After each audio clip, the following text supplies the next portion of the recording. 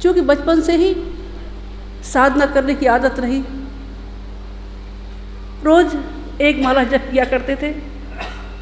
एक दिन नींद जल्दी खुल गई, पता नहीं कितने बजे होंगे, याद नहीं। सीधे साधना कक्ष में पहुंच गए प्रणाम करने के लिए, माला करने के लिए। वहाँ जाके देखा तो नज़ारा ही कुछ अलग था। वो गायत्री माँ जो चित्र में समाहित थी, वो गायत्री माता एक सुंदर रूप धरे सामने बैठी है और गुरुदेव उनकी गोद में सिर रख के अविरल आंखों से अश्रुधारा प्रवाहित हो रही है। माँ सिर सहला रही है। वो नज़ारा देखकर एक बार को पहुँचे थे, थोड़ी देर देखते रही, क्या चीज़ है समझ में नहीं आया। लगा शायद कोई भूत प्रेत लीला तो नहीं।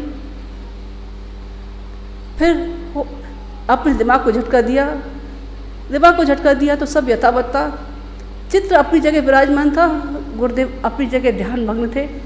क्योंकि मैं पीठ की तरफ थी इसलिए कोई देख नहीं सका।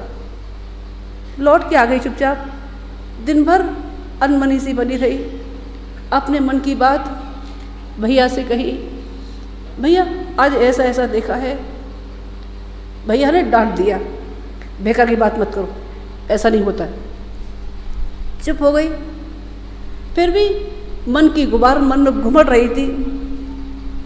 माताजी के साथ काम में हाथ बटाते रहे, सोच रहे माताजी से कुछ कहे। डर लग रहा था कि ऐसा रहो माताजी भी डांट लगा दें। हिम्मत जुटा के माताजी से कह ही डाली अपनी मन की बात, माताजी आज ऐसा ऐसा देखा था। माँ मुस्कुरा दी, कहने लगी बेटा जैसे रामकृष्ण परमहंस को माँ काली का साक्षात्कार था, वैसे ही गुरुदेव को साक्षात्कार है। माँ गायत्री उनसे बात करती है। लेकिन ये अभी तुम्हें समझ में नहीं आएगी।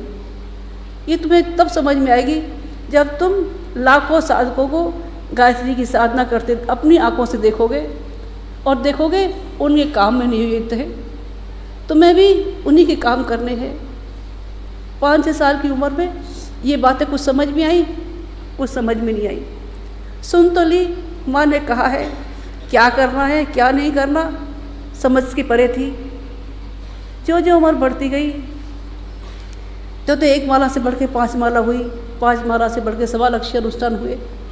12-13 साल की उम्र तक आते आते 1.25 लक्ष्य अनुष्ठान की श्रृंखला चलने लगी।